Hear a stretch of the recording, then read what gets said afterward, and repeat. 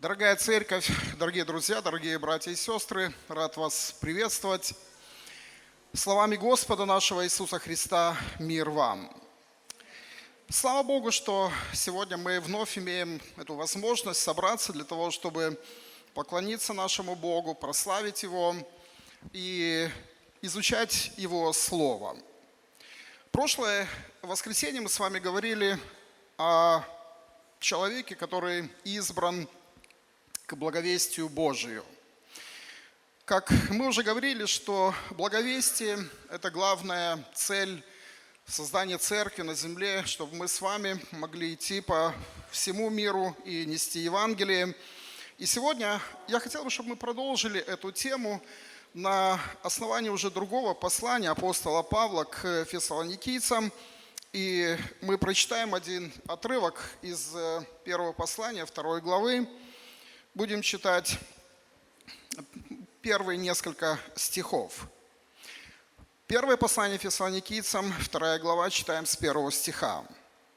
«Вы сами знаете, братья, о нашем входе к вам, что он был не бездейственный, но прежде пострадавший и бывший поруганы в Филиппах, как вы знаете, мы дерзнули в Боге нашем проповедовать вам благовестие Божие с великим подвигом.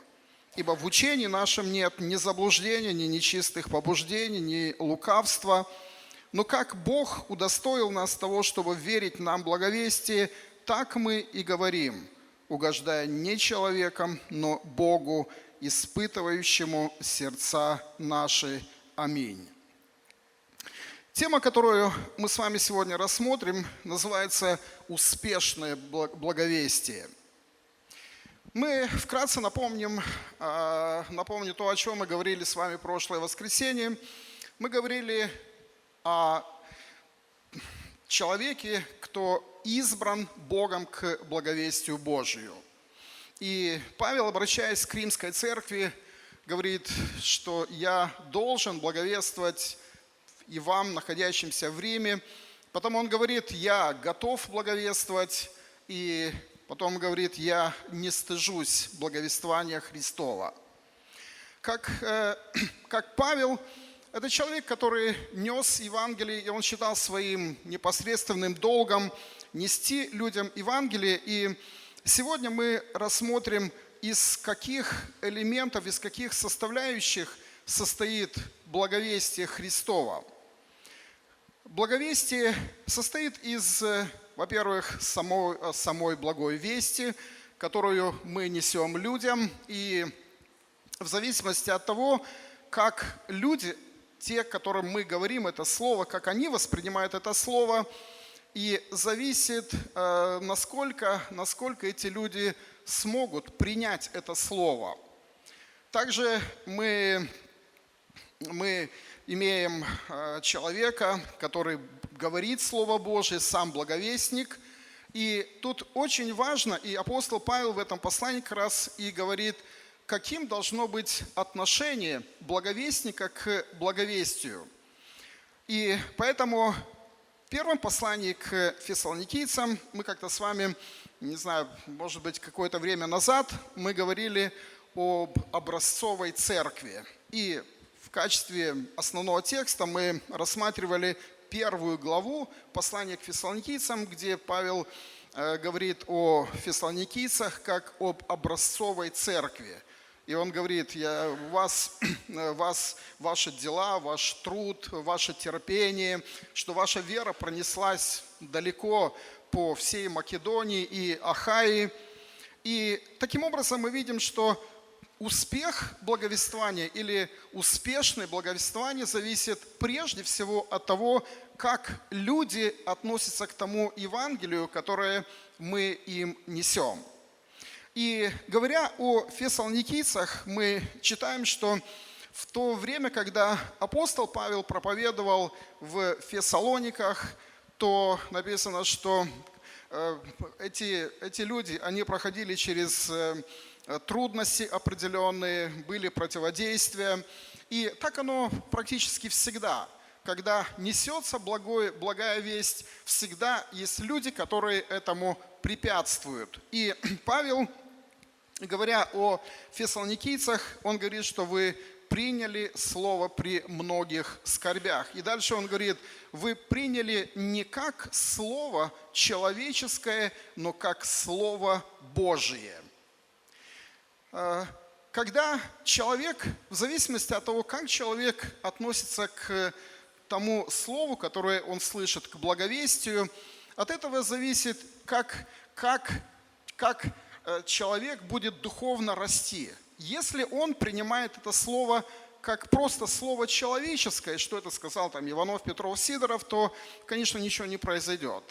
И помните, когда апостол Павел проповедовал, то часто приходили фарисеи, книжники, которые были противниками учения Иисуса Христа, и они говорили людям, что Павел, он ничего истинного не говорит, а он все обманывает. И таким образом, не принимая слова апостола Павла как Слово Божие, то тогда написано, что они даже воздвигали гонения на апостола Павла, и люди не принимали.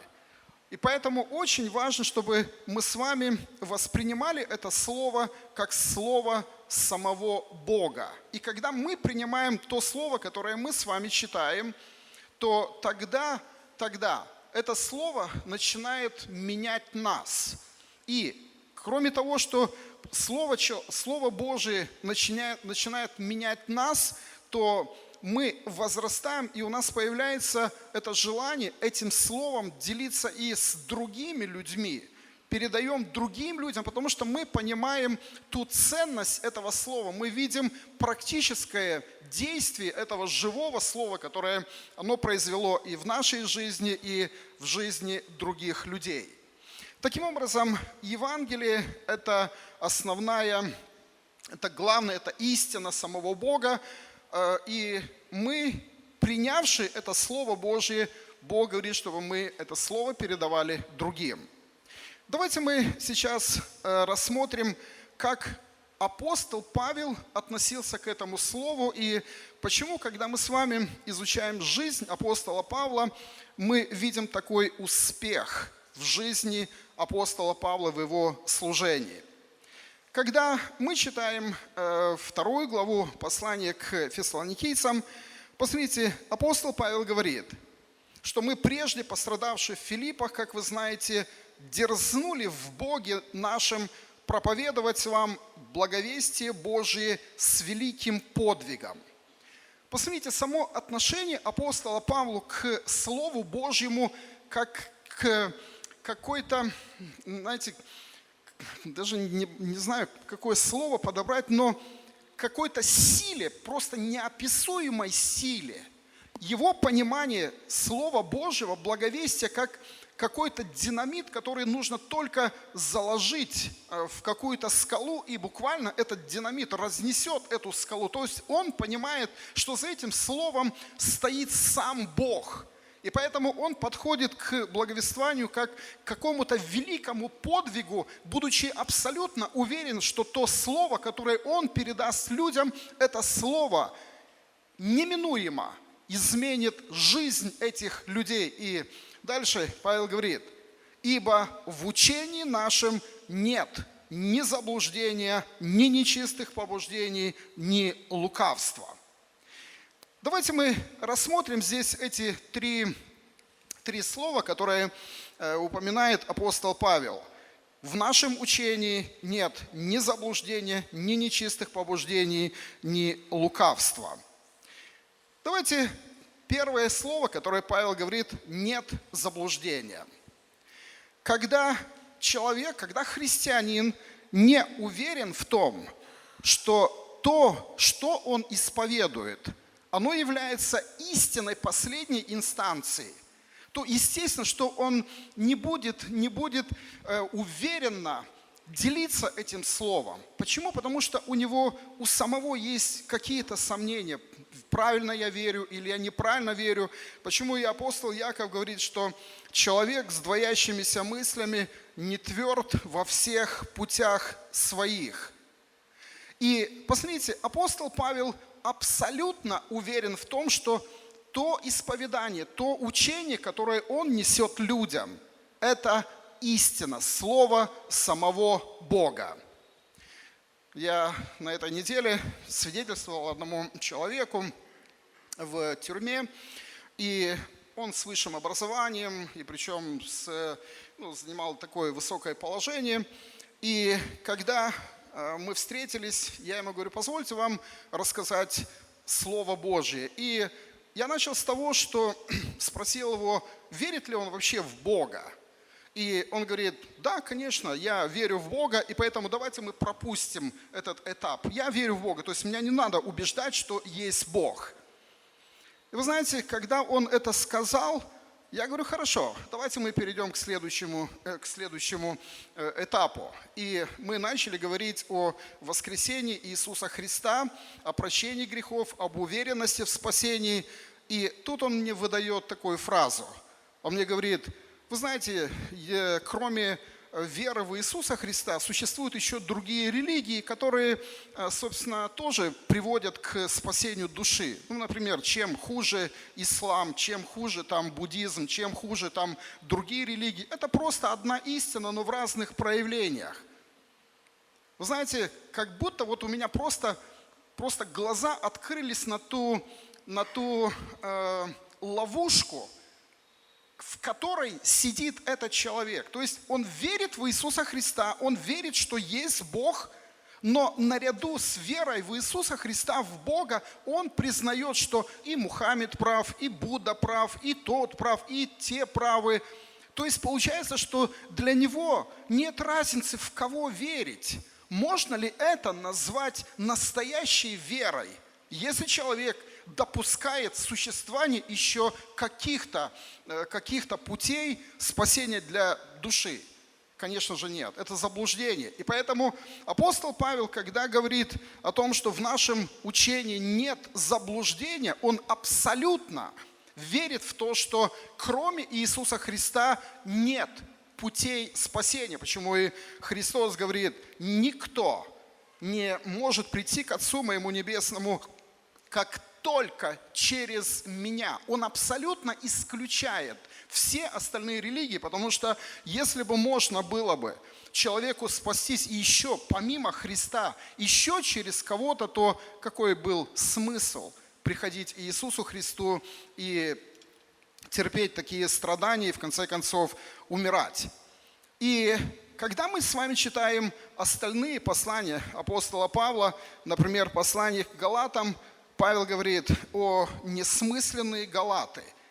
Эти люди, они верили в Иисуса Христа, но наряду с Иисусом Христом они начали что-то добавлять к учению Иисуса Христа и начали придерживаться закона Моисеева. И поэтому Павел говорит о несмысленные галаты. Кто прельстил вас не покоряться истине? Вас, у которых пред глазами предначертан был Иисус Христос, как бы у вас распятый. То есть апостол Павел утверждает, что в нашем учении нет заблуждения. И успех благовестия начинается именно с этого. Насколько я сам лично убежден в том, что я говорю людям, это есть истина. И я принял, я испытал на себе эту истину, которая изменила мою жизнь и так далее. И поэтому очень важно, чтобы мы прежде всего были сами утверждены в этой истине.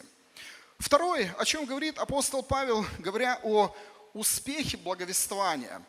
Он говорит, что в нашем учении нет нечистых побуждений. Очень важным фактором является именно наш мотив. Почему мы делаем то, что мы делаем? И Священное Писание говорит нам о том, что Бог, Он обнаружит все наши тайные, скрытые намерения. Именно то, что происходит в моем сердце, когда я несу Евангелие людям.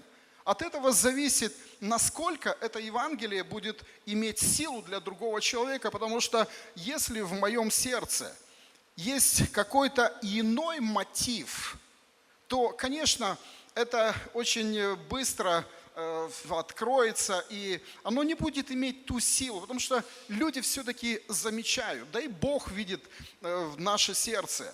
И поэтому апостол Павел, когда говорит о успешном благовествовании. Он говорит, что в нашем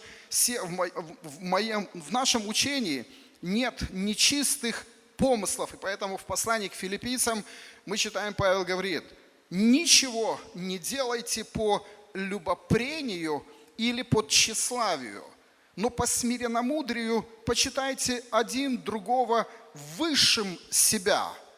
Ничего не делайте по любопрению.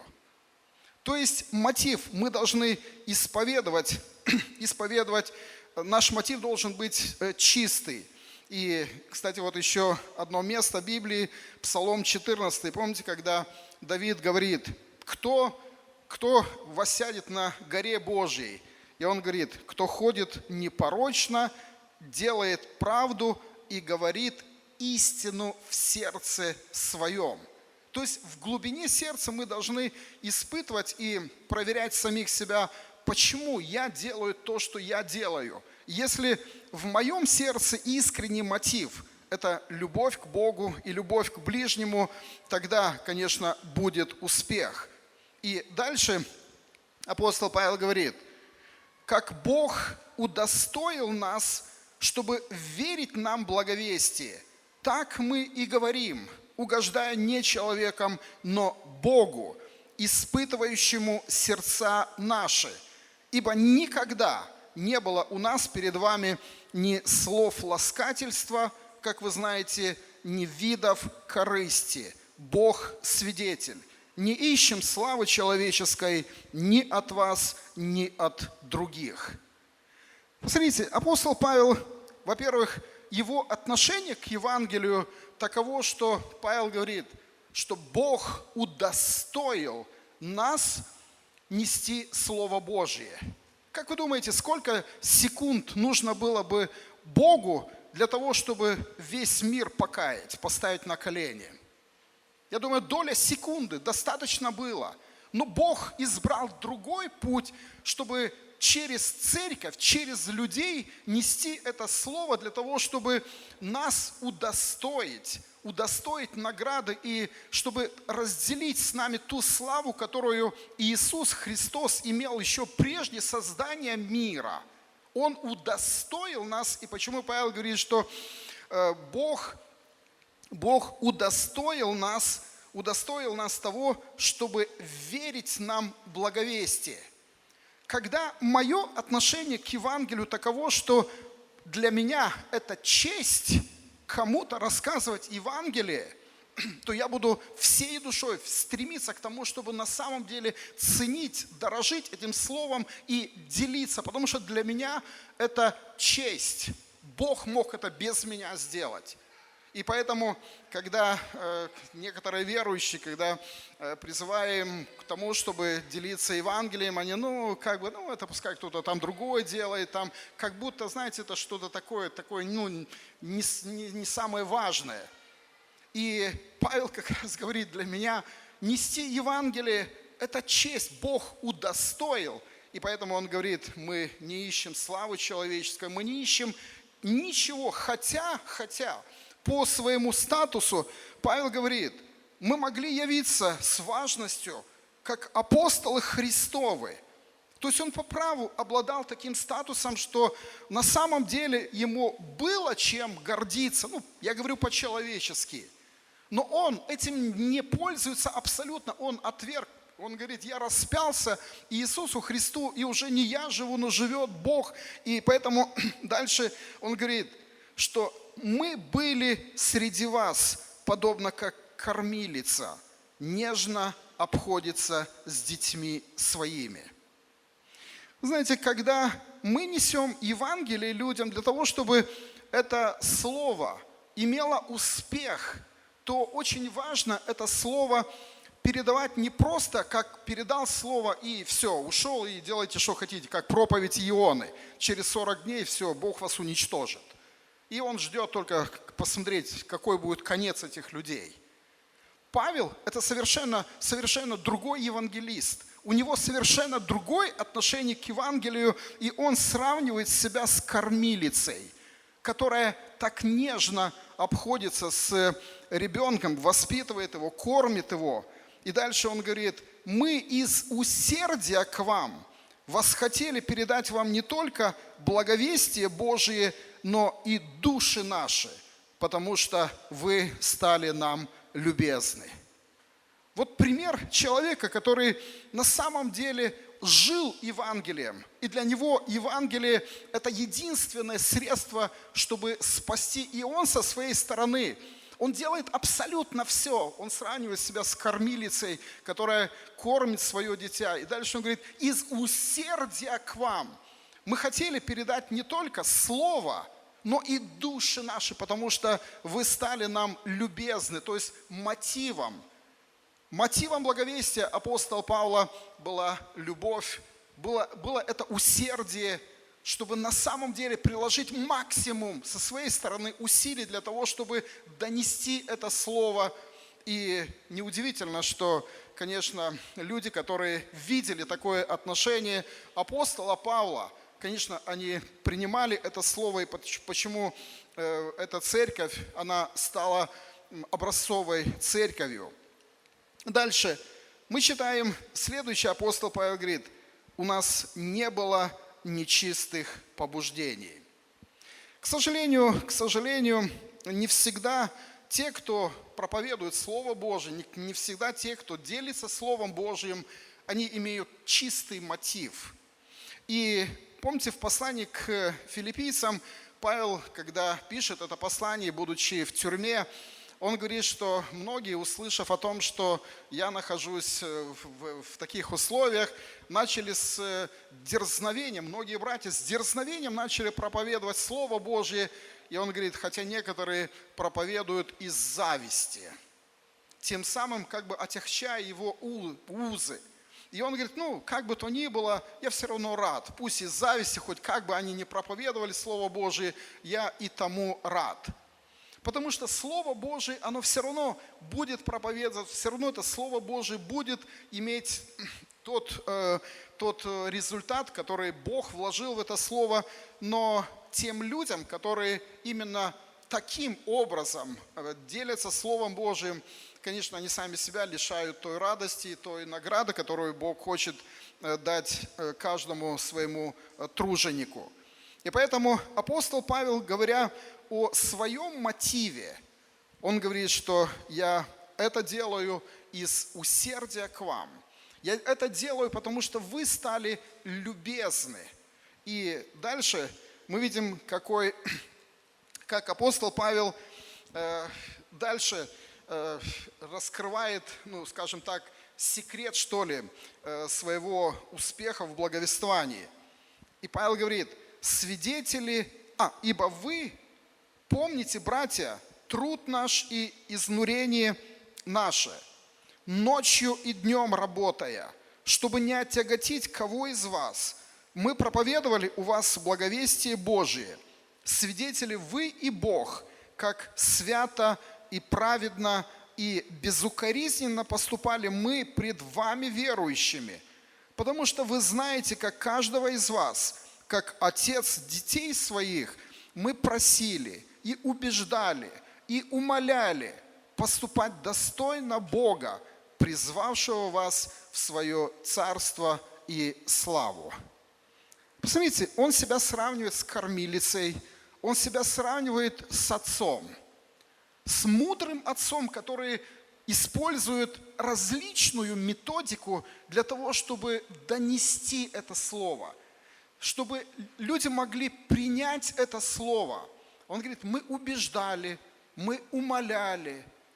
Всякие методы апостол Павел использует для того, чтобы все-таки наконец-то эти люди поняли, приняли это Слово Божье. И это для нас является примером в благовестии, как нам необходимо благовествовать. И бывает такое, что когда вы благовествуете, человек сперва категорически отказывается, но когда вы проявляете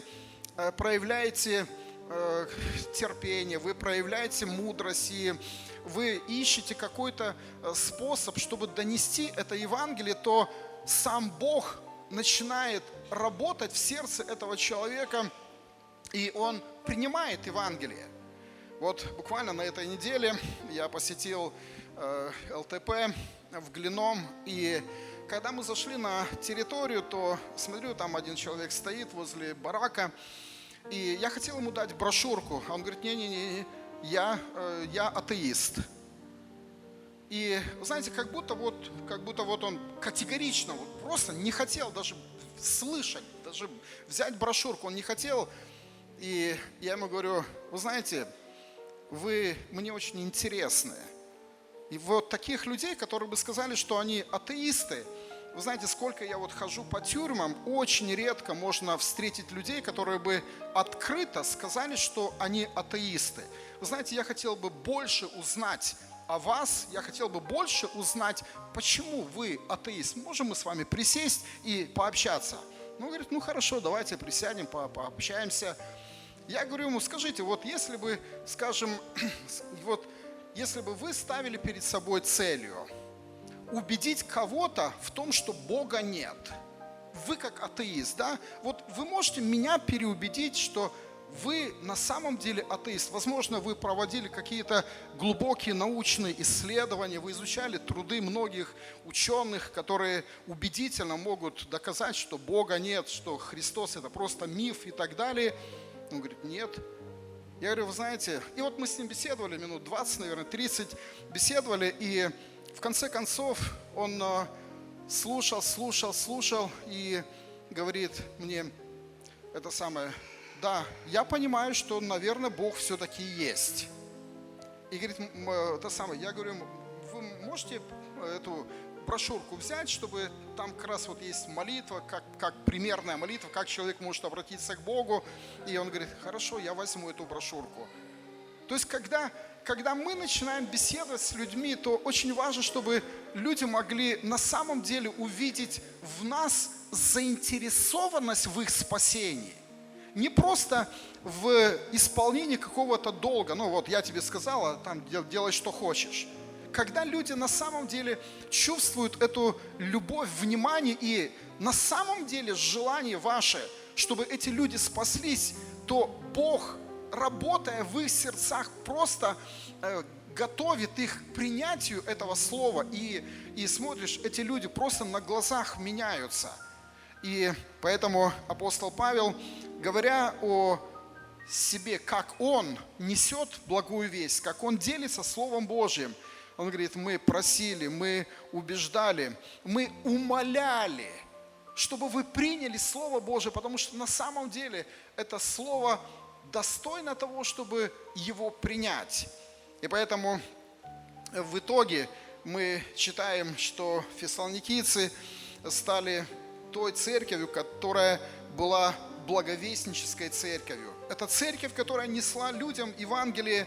И поэтому дальше Павел говорит, посему и мы непрестанно благодарим Бога, что принявший от нас слышанное Слово Божие, вы приняли не как слово человеческое, но как Слово Божие, каково оно есть поистине, которое и действует в вас, верующих, ибо вы, братья, сделались подражателями церквам Божьим во Христе Иисусе, находящимся в Иудее, потому что и вы тоже претерпели от своих единоплеменников, что и те от иудеев. То есть люди, принявшие это слово, они готовы были страдать. Почему? Потому что на самом деле они убедились в истинности этого слова, в жизнеспособности этого слова, которое меняет жизнь людей. И поэтому Павел говорит, ибо вы слава наша и радость.